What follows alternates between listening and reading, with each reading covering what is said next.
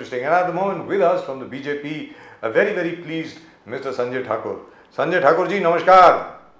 नमस्कार बजाज साहब। नमस्कार सर, जय हिंद, जय महाराष्ट्र, जय भवानी, जय शिवाजी, जय भवानी, जय हर हर महादेव सर, ओम नमः शिवाय। हर महादेव, हर हर महादेव। तो चंद्रयान 3 सर, मतलब अभी तक लोग फूले नहीं समारे, हम तो फूले नहीं समारे सर, हम तो अभी तक बड़े खुश हैं, हम तो अभी तक उड़ रहे हैं हवा में कि चंद्रयान 3। और आज सुबह जो फुटेज रिलीज की गई है इसरो द्वारा विक्रम लैंडर की प्रज्ञान रोवर की विक्रम लैंडर से बाहर आते हुए, इट इज ब्यूटीफुल। अरे दिल खुश हो गया साहब देख करके, मजा आ गया, वंडरफुल। कुछ बोलेंगे सर इसके बारे में? देश झूम रहा है बजाज साहब जी। इस बात की खुशी है कि दुनिया के जो चुनिंदा देश हैं उसमें से हम एक होने के साथ साथ दुनिया के पहले देश हो गए हैं जो दक्षिणी ध्रुव पे लैंड हुए हैं जी। तो इस बात की बधाई आपको भी, नाम्बियार साहब को भी और आपके सभी दर्शकों को। जब leadership positive frame of mind का होता है, जब लीडरशिप किसी क्रिटिसिज्म से डरता नहीं है, तो अपनी जितनी भी संवैधानिक हो या वैज्ञानिक संस्थाएं हो उनको सबको इनकरेजमेंट करते रहने वाला हो, तो नेचुरली अप्रत्याशित रिजल्ट ही आएंगे। जब काम करने वालों के दिमाग पे ये बोझ ना हो कि असफल हो जाएंगे तो क्या होगा, तो ऐसे ही चमत्कार होते रहेंगे। फैंटास्टिक। और आज यूनान गए हैं, ग्रीस गए हैं प्रधानमंत्री मोदी साहब 1983 के बाद पहले देश के प्रधानमंत्री हैं जो एथेंस पहुंचे हैं। And I believe a whole plethora of agreements has been signed with Greece including security arrangements. और इससे मुझे जो हमारे पास जो खबर आ रही है, तुर्की में बड़ी असमंजस की स्थिति पैदा हो गई सर। इस्तांबुल में लोग बड़े चिंतित हैं नरेंद्र मोदी जी के ग्रीस के ट्रिप से। संजय ठाकुर जी, देखिए बजाज साहब, ऐसा है कि भारतवर्ष किसी भी गुट का मेंबर होने के बजाय एक निष्पक्ष देश है जो शांति का पैगाम पूरे दुनिया में लेके जा रहा है। भारत ने कभी भी किसी पे आक्रमण करने का या आक्रमणकारी दमनकारी विस्तारवादी नीतियों का समर्थन नहीं किया है। और भारत दुनिया के हर कोने से ये अपील करते रहता है, भारत देश के प्रधानमंत्री करते रहते हैं कि दुनिया के सामने जो चैलेंजेस हैं उनको हम सबको मिल के लड़ना होगा, पूरी दुनिया को मिल के लड़ना होगा। इसलिए ऐसा भी तो था एक बार जब प्रधानमंत्री पहली बार इजराइल गए, यही प्रधानमंत्री गए थे ना बजाज साहब ji, first Indian prime minister to visit Israel, that's right. और इसी तरह की कसमसाहट दुनिया की बहुत सारे देशों में थी जी। लेकिन आज दुनिया के वो देश इस बात पे आश्वस्त हैं कि नरेंद्र मोदी जी अपने काम से काम रखते हैं। भलाई की काम, शांति का काम, डेवलपमेंट का काम, भाईचारे का काम जो होता है, नरेंद्र मोदी जी का उसमें इंटरेस्ट होता है। नरेंद्र मोदी जी अपने देश के लोगों की गरीबी कम करने के लिए, उनका पेट भरने के लिए कंपटीशन करना चाहते हैं, न कि किन्हीं गैर और बुरी गतिविधियों में शामिल होना। और मोदी जी जोहानिसबर्ग में जी जिनपिंग से भी मिले थोड़ी देर के लिए। उम्मीद करते हैं कि दोनों देशों के जो नेता हैं उनके कथन से शायद एलएसी पे जो अभी स्थिति है वो जरा ठीक हो जाएगी। उम्मीद तो मतलब, अरे कैसे ठीक होगी बजाज साहब जी, जब इस भारत के विपक्ष का नेता घूम घूम के वहां के लोगों को, बात को तोड़ मरोड़ के रोज पूरी दुनिया में भारत की बदनामी करने की कोशिश कर रहा और बोल रहा हो भारत टूट गया, भारत की जमीन लुट गई, इस तरह के झूठ बोल बोल के इस देश का जो माहौल खराब करने की कोशिश कर रहे हैं, जब तक उनको इस देश की जनता पूरी तरह से पैकअप नहीं करेगी तब तक कैसे होगा ठाकुर साहब। मगर जो सर्वे आज हुआ है, India today survey shows a victory for Narendra Modi ji back as a prime minister in 2024. Seats थोड़ा कम सर्वे में दिखा रहा है, they're getting 287. They said BJP is going to get 287, NDA will get 306, and in Maharashtra out of 45 you will get only 20. आपका target है 45 seats लेना आपका target है, बट प्रोजेक्शंस है इंडिया टुडे सर्वे में कि 20 तक आ जाएंगे। Are you going to push yourself more because आपका टारगेट है 45 महाराष्ट्र में और 300 पार तो हो ही रहा है। How do you see the survey? Is it in line with your survey, BJP internal survey? No, this is suo motu survey taken by India Today Group, whereas no election campaign has started, yes, and our beloved Prime Minister has not spoken a word about it now.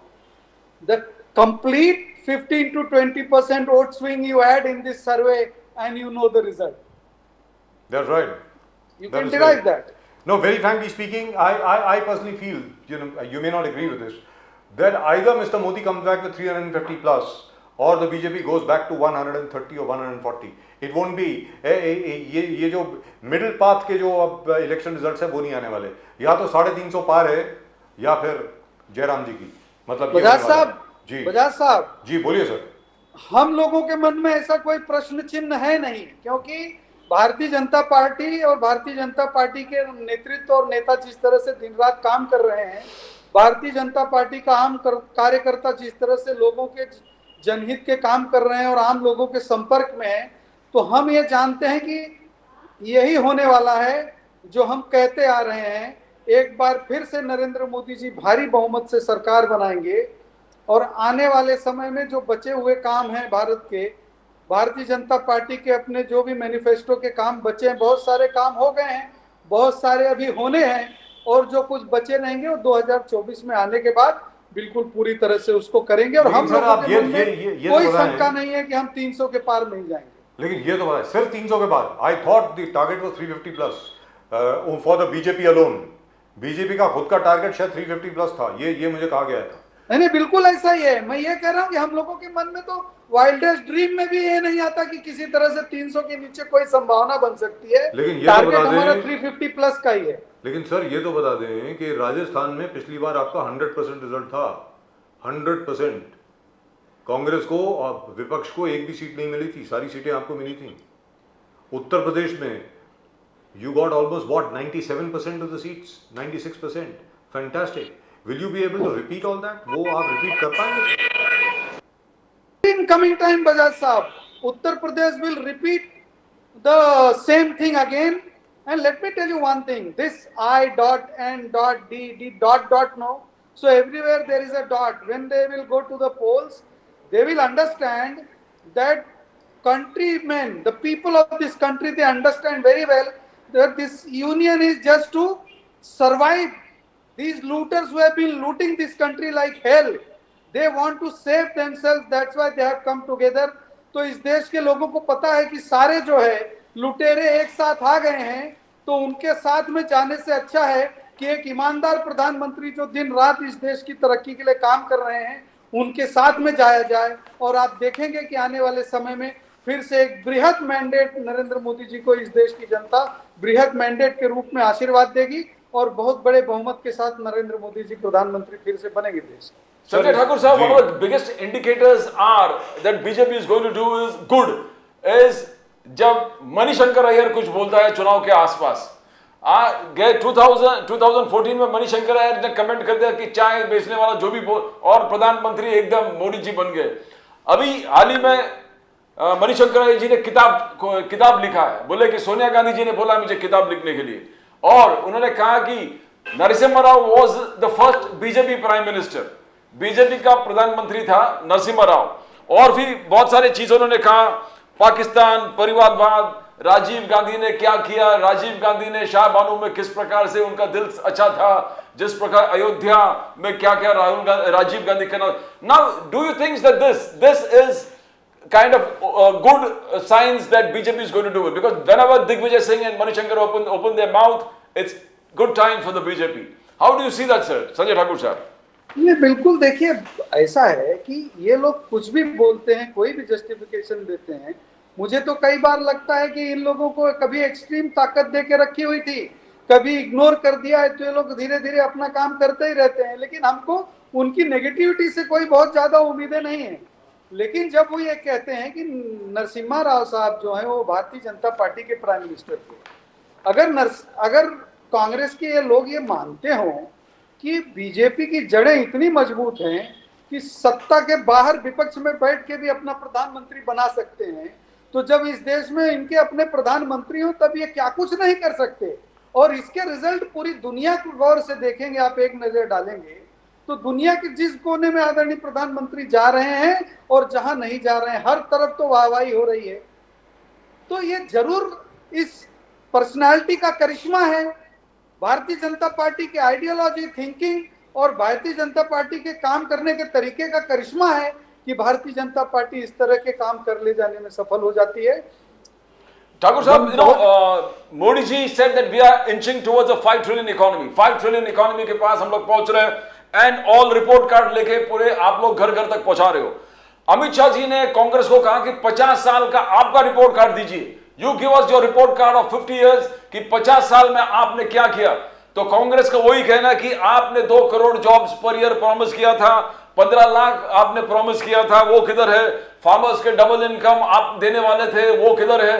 Unemployment अभी भी परम सीमा पर है। They saying 51% of the youth are unemployed.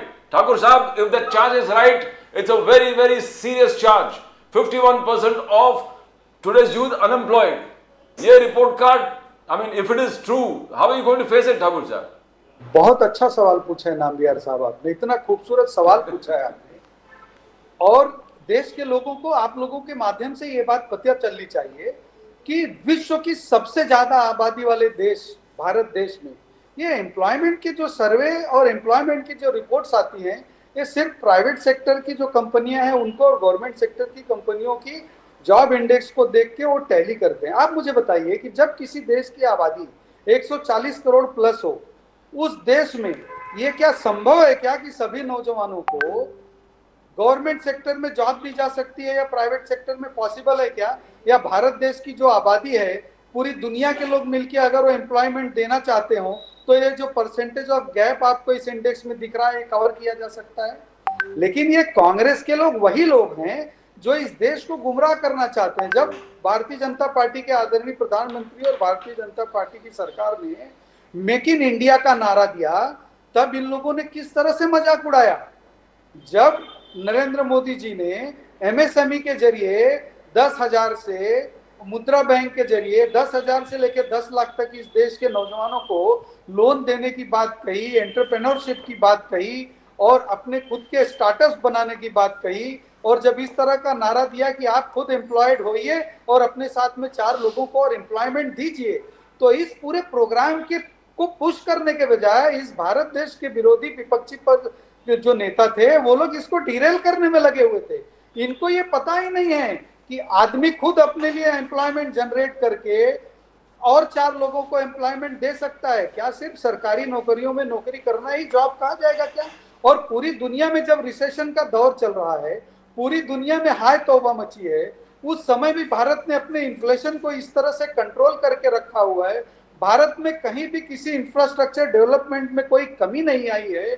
Bharat देश की सारी economy पूरी पटरी पे चल रही है और भारत दुनिया की 4थी सबसे बड़ी आर्थिक महासत्ता बन गया है।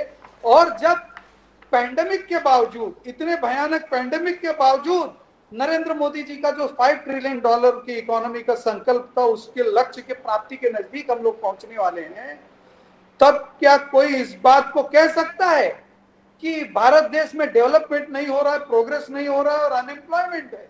हाँ, ये विपक्षियों के नजरिए से, विपक्षियों के चश्मे से अगर देखेंगे तो गवर्नमेंट जॉब अगर इस देश की पूरे यूथ को नहीं मिल रहा है तो अनएम्प्लॉयमेंट है। अरे इस देश में कितने एम्स बन रहे हैं, कितने इंजीनियरिंग कॉलेज बन रहे हैं, कितने IIM बन रहे हैं, कितने मैनेजमेंट कॉलेजेस बन रहे हैं, कितने बच्चे एजुकेशन करके बाहर जा रहे हैं, कितने बच्चों का अपना स्टार्टअप शुरू हो रहा है, कितने बच्चों ने अपने खुद के सेल्फ एम्प्लॉयमेंट क्रिएट कर लिया है और उन्होंने अपने साथ में और 4-4 लोगों को, इसका कोई सर्वे तो है नहीं। लेकिन ये उसकी बात ही नहीं करेंगे। इनको तो देश को गुमराह करना है। संजय ठाकुर साहब, ये सब चीजें हिमाचल प्रदेश में भी लागू थी और कर्नाटक में भी लागू थी। दोनों जगह फिर भारतीय जनता पार्टी क्यों हार गई? संजय ठाकुर साहब, बजाज साहब, देखिए एक बात है, जो स्टेट के इलेक्शंस होते हैं उसकी डायनामिक्स अलग होती हैं। स्टेट लीडरशिप की भी अपनी कुछ नेगेटिविटी होती है, कुछ एंटी इनकम्बेंसी होती है।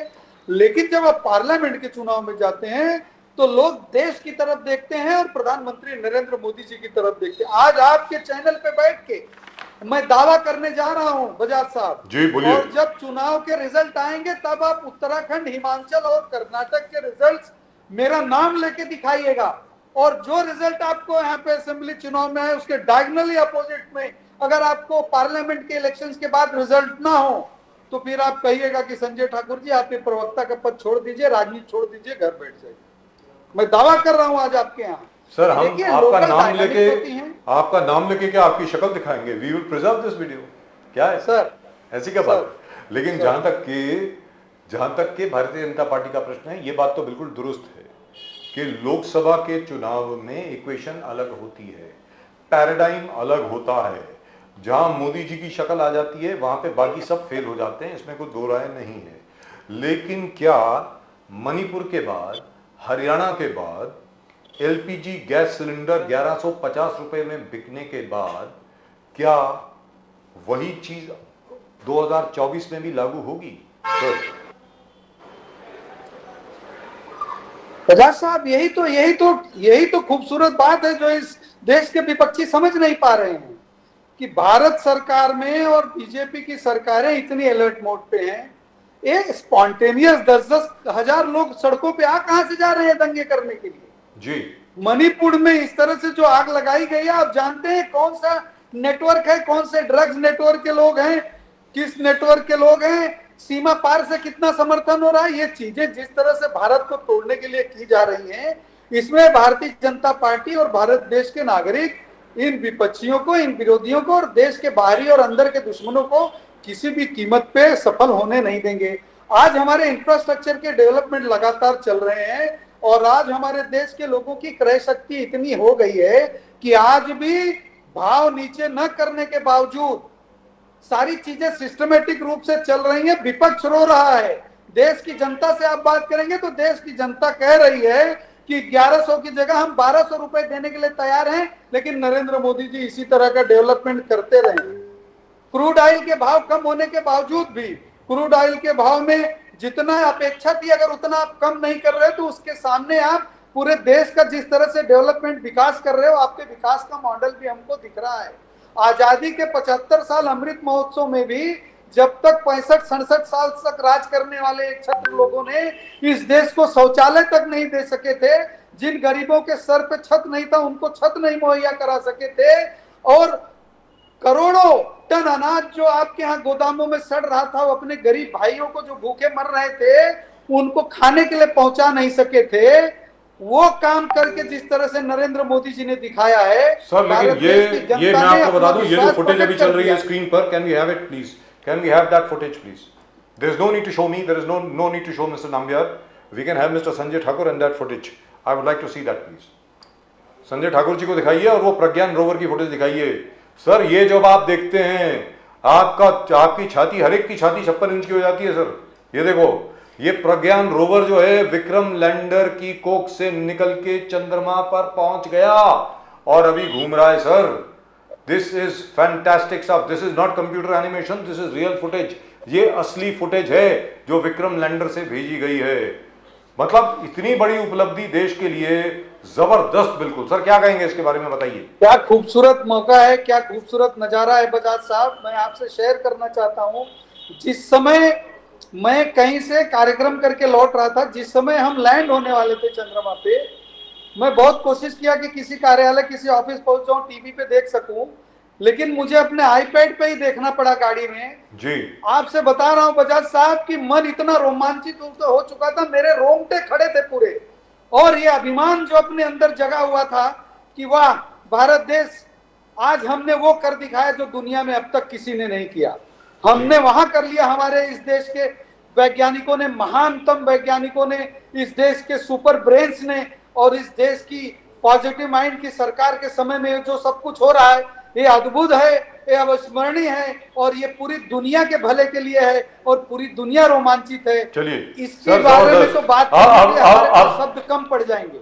अभी दिखाने का पर्पस मैं आपको बताता हूं, प्रदीप जी और मैं, ये हम क्यों दिखा रहे हैं आपको बार बार, इसके पीछे पर्पस क्या है वो भी मैं आपको बता देता हूं। हाल ही में कल कुछ लोग हमारे साथ थे, शो में थे, उन्होंने ये कहा, और सर पत्ते की बात है, जरा ध्यान से सुनिएगा, इसको मजाक में मत लीजिएगा, कि हमारे जब एथलीट जो हैं, स्पोर्ट्समैन जो हैं हमारे, गोल्ड मेडल जीतते हैं, सिल्वर मेडल जीतते हैं, ब्रॉन्ज मेडल जीतते हैं, तो स्टेट गवर्नमेंट्स को उनको 1 करोड़ रुपए देती है, कोई उनको लैंड देती है, कुछ देती है। आपको लगना चाहिए, आपको लगता नहीं कि इसरो के जो हमारे साइंटिस्ट हैं, हमारे जो इंजीनियर्स हैं, जिन्होंने ये चंद्रयान 3 को इतना सक्सेसफुल बनाया है, उनका भी इस प्रकार सम्मान होना चाहिए सर?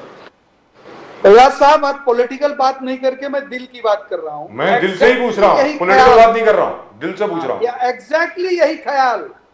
एग्जैक्टली यही ख्याल मेरे मन में आया था उस समय कि हमारे देश के वैज्ञानिकों का भी उनकी हौसला अफजाई के लिए, या उनको भी लगे दुनिया की बहुत सारी ताकतें हैं जो बहुत ढंग से अपने लोगों को इनकरेज करती हैं। मेरे मन की बात बता रहा हूं, मेरे मन में भी यही चल रहा था कि भाई आदरणीय प्रधानमंत्री जी को वैसे तो स्वयं इन सब चीजों के बारे में बहुत ज्यादा सजग रहते हैं, सोचते हैं, लेकिन उनके पास दुनिया भर की चीजों को सोचने का काम है। पता नहीं क्या मेरे अपने मन की बात थी कि मैं भी आदरणीय प्रधानमंत्री जी को एक पत्र लिखूंगा, और बिल्कुल इसी तरीके से कि जिस तरह से भारत देश का नाम रोशन करने वाले लोगों को, भारत देश को गौरवान्वित करने वाले लोगों को हम लोग सम्मानित करते हैं, उसी तरह से आज पूरी दुनिया के साइंटिस्टों को सुपरसीड करके हमारे देश के महानतम ब्रेन, महानतम वैज्ञानिकों ने जिस तरह से ये सफलता पाई है, उन लोगों को भी इंकरेजमेंट करने के लिए कुछ न कुछ किया जाना चाहिए। यही भाव मेरे मन के भी थे और यही भाव आपके भी मन के हैं। जरूर इस बारे में कुछ होना चाहिए। और उस समय की बात बता रहा हूं मैं कि मैंने खुद ने सोचा था कि आदरणीय प्रधानमंत्री जी को इस विषय में मैं एक पत्र लिखूंगा। आप पत्र जरूर लिखिए, उसकी कॉपी जरा यहाँ पे भेज दीजिए, हम दिखाना चाहेंगे यहाँ पे सबको। मैं चाहूंगा कि हमारे जितने भी दर्शक हैं उनके बहुत वैसे रिस्पांस भी आए हैं कल से, जब हम लोगों ने अभी अभियान शुरू किया है कि भाई जो गोल्ड मेडल जीतता है उसको तो हम बहुत कुछ दे देते हैं। ये सर कितने गोल्ड मेडल हैं ये, और सर ये चांद है, चांद के ऊपर सर साउथ पोल हमारा है चांद का। और आदि पुरुष वो पिक्चर से भी कम में आपने रॉकेट लॉन्च करके ऊपर चंद्रमा तक पहुंचा दिया, एक पिक्चर के कॉस्ट से भी कम में। अभी ये सराहनीय है, और जो आप लेटर लिखना बहुत जरूरी है। सर प्लीज लिखिए, और बाकी सबको भी लिखना चाहिए। ये तो हर पार्टी में जो भी हो सबको ये बोलना चाहिए, this should be a consensus all across that our scientists need to be honored and our scientists need to be honored properly। अद्भुत काम हुआ है और इसको रिवार्ड होना ही चाहिए। और not only that, today as on today this is a profit center। आप जो बोल रहे हैं, ISRO has become a profit center where you're earning money in US dollars and you're earning money in euros। Yes, 156 in future it is going to be many billions of dollars। Yeah, already 157 million US dollars already इन्होंने earn कर दिया इसरो ने। Euros और Euros में billions of dollars, sir। Yes, 223 million है what they already earned। That's what I'm saying। They earned 223 million euros already earned, 157 million US dollars already earned। So this is just the beginning। आप moon तक पहुंच गए, इसके बाद तो it is going to be the cheapest। आप बोल रहे कि एक बॉलीवुड पिक्चर से भी कम रेट में अगर मून तक पहुंच रहे हैं, तो जैसे you had the US entrepreneur talking about the Hollywood films, how much it costs। Sir Hollywood की जो पिक्चर थी Elon Musk, सर हॉलीवुड की जो पिक्चर थी इंटरस्टेलर, उसका बजट था 165 मिलियन डॉलर्स। सर इसका जो बजट है टोटल मिशन का वो 75 मिलियन डॉलर्स है। हॉलीवुड की जो पिक्चर थी ग्रेविटी, उसका बजट 100 मिलियन डॉलर के ऊपर है। इसका बजट जो है वो 75 मिलियन डॉलर है सर। और जैसा प्रदीप जी ने अभी बताया, आदि पुरुष चलो वो पिक्चर भी चलो फ्लॉप हो गई, आदि पुरुष जो है उसके बजट से कम बजट है इसका। ये क्या है भारत ने अभी? हाँ सर, चमत्कार किया है भारत के महान वैज्ञानिकों ने जी, चमत्कार किया है। तो सर ये टैलेंट जो है के एग्जिस्टेंस के बाद पूरी दुनिया अपने आप को सुपर पावर कहने वाले लोग, पूरी दुनिया को लीड करने वाले लोग भी जहां लैंड नहीं हो पाए वहां हमारे महान लोगों ने लैंडिंग करके दिखाई है। ये तो सत्य है, ये तो यथार्थ है, इसको तो मानना ही पड़ेगा और गौरवान्वित भी होना पड़ेगा। लेकिन संजय ठाकुर साहब, सिर्फ गौरवान्वित होने से काम नहीं चलेगा। दूसरी चीज मैं आपसे पूछता हूं, एक तो ये सवाल था कि उनको इनाम देना चाहिए, उनको पुरस्कृत करना चाहिए, सम्मानित करना चाहिए। दूसरा, sir we also have to ensure, because now you know what is going to happen, you know what is going to happen. Sanjay Thakur साहब, आपको मालूम है क्या होने वाला है? पूरी विदेश की जो बड़ी बड़ी शक्तियां हैं वो भारत के साइंटिस्ट को विदेश में लाने की भरसक कोशिश करेंगे। याद रख लीजिए, we have to see to it that our scientist would love to remain and work in India only। Bharat में ही काम करें भारत के वैज्ञानिक। इसके लिए भारतीय सरकार को, मोदी सरकार को कुछ ना कुछ करना पड़ेगा सर, उसके लिए प्लानिंग करनी पड़ेगी। Otherwise there will be a brain drain. Let me tell you this, they must already be working. जितनी MNCs हैं, मल्टीनेशनल जितनी हैं, और जितने भी फॉरेन गवर्नमेंट्स हैं, including the USA, including China, including the old Russia, they must all be working on how to get Indian scientists here. Sanjay Thakur साहब, बिल्कुल सही बात है बजाज साहब, आप बिल्कुल सही कह रहे हैं। और मेरी चिंताएं तो इससे भी थोड़ी आगे की हैं। आपको याद होगा जब रशिया ने पहली बार लैंड किया था वहां पे, उसके बाद पूरी दुनिया में कैसे खलबली मची और कैसे एक स्पेस वार और बहुत सारी चीजें हैं जो न कहते हुए आप भी जानते हैं और मैं भी जानता हूं। तो जितनी खुशी की बात है उतनी बड़ी जिम्मेदारी की भी बात है और उतनी चिंताएं भी हैं हमारे लिए इन सारी चीजों को। लेकिन खुशी इस बात की है कि बहुत ही एबल एडमिनिस्ट्रेटर, बहुत ही शानदार व्यक्तित्व इस समय भारत की सत्ता के शिखर पे बैठे हुए हैं। और मैं ये पूरा विश्वास है मुझे कि इन सारी संभावनाओं को हमसे और आपसे पहले वो सोच चुके होंगे और इस दिशा में उनका काम भी शुरू हो गया होगा। आने वाले समय में I hope so. Sanjay Thakur साहब, एक बहुत बड़ा समस्या है स्टेट में। जो स्टेट में द बीजेपी पीयूष गोयल जी कह रहे हैं कि we have done a historical remuneration where onion farmers are concerned, 2,410 rupees per quintal, that's what he says, Piyush Goyal जी। देवेंद्र फडणवीस जी भी शायद टोक्यो में थे, वहां से उन्होंने करके कहा congratulation, this is a fantastic thing done for the onion farmers of Maharashtra. Piyush Goyal ji आगे जाके कहता है कि टोमेटो प्राइसेस 40 रुपया पर किलो हमने स्टेबलाइज किया है, 40 rupees per kilo. But the opposition is not happy, opposition is not happy, Sharad Pawar ji is not happy. Sharad Pawar ji कर रहे हैं कि 40% जो एक्सपोर्ट ड्यूटी इंक्रीज किया है that is unprecedented and he would never agree to that. He never as an agriculture minister even earlier allow these things to happen. Opposition is not happy. Onion farmers, Sanjay Thakur साहब। Sir देखिए ऐसा है कि ये जो पवार साहब क्या कहते हैं, बाकी लोग क्या कहते हैं, मैं उस पर तो नहीं जाना चाहता। मैं अपनी सरकार की और अपनी भूमिका स्पष्ट करता हूँ। पवार साहब तो एग्रीकल्चर मिनिस्टर थे बहुत लंबे समय तक, तो कौन सा चमत्कार कर दिया था उन्होंने। अनाज सड़ रहे थे, फूड सिक्योरिटी बिल आया, उनसे कहा गया कि बंटवा दीजिए, उन्होंने कहा हमारे पास कोई सिस्टम ही नहीं है, अनाज तो है हमारे पास लेकिन डिस्ट्रीब्यूशन का कोई सिस्टम ही नहीं है। नाम्बियार साहब, बजाज साहब, मैं ये कहना चाहता हूं कि आप लोग जिम्मेदार नागरिक हैं और आप लोग जानते हैं ये जो जून, जुलाई, अगस्त, सितंबर का महीना जो होता है, ये महीने पूरे देश में, भारत देश में कहीं ना कहीं मानसून, कहीं बहुत तेज मानसून, कहीं बाढ़, कहीं स्थितियां, आपदा, और इन महीनों में हर वर्ष भारत में महंगाई थोड़ी बढ़ती है क्योंकि डिमांड ज्यादा होती है, सप्लाई कम हो जाती है, फसलें खराब हो जाती हैं, बहुत सारी दिक्कतें होती हैं। तो आप पूरे एनालिसिस उठा के देखेंगे तो कृषि जो जगत के जितने भी प्रोडक्ट हैं उसमें इन महीनों में तो स्कैरसिटी रहती है क्योंकि पूरा देश अस्त व्यस्त रहता है। कहीं बाढ़ है, कहीं तूफान है, कहीं डूब गया है, कहीं सूखा पड़ गया है, कहीं बारिश नहीं हुई, फसल खराब हो गया, कहीं बारिश इतना हो गई कि फसल डूब गया। तो इन महीनों में तो होता ही है, वो नेचुरल है और वो नेचुरल ही है चीजें, जो कि समय के साथ में भी आप देख रहे हैं हम अगस्त के आखिरी सप्ताह में हैं और सितंबर 15 तक जाते जाते इन चीजों को और कंट्रोल कर लिया जाएगा। लेकिन सरकार की महानता और अच्छाई उसी में है कि इस दरमियान भी इन्फ्लेशन को रोक के चीजों को कंट्रोल करके स्टैग्नेंट रखें, जिसमें सरकार दिन रात मेहनत करके काफी हद तक कामयाब हुई है। अब इस देश के विपक्षी नेता माने ना माने, जिनको सत्ता में आने के लिए जल बिन मछली की तड़प रहे हैं, के बिना तड़प रहे हैं, उनकी कोई अहमियत नहीं है।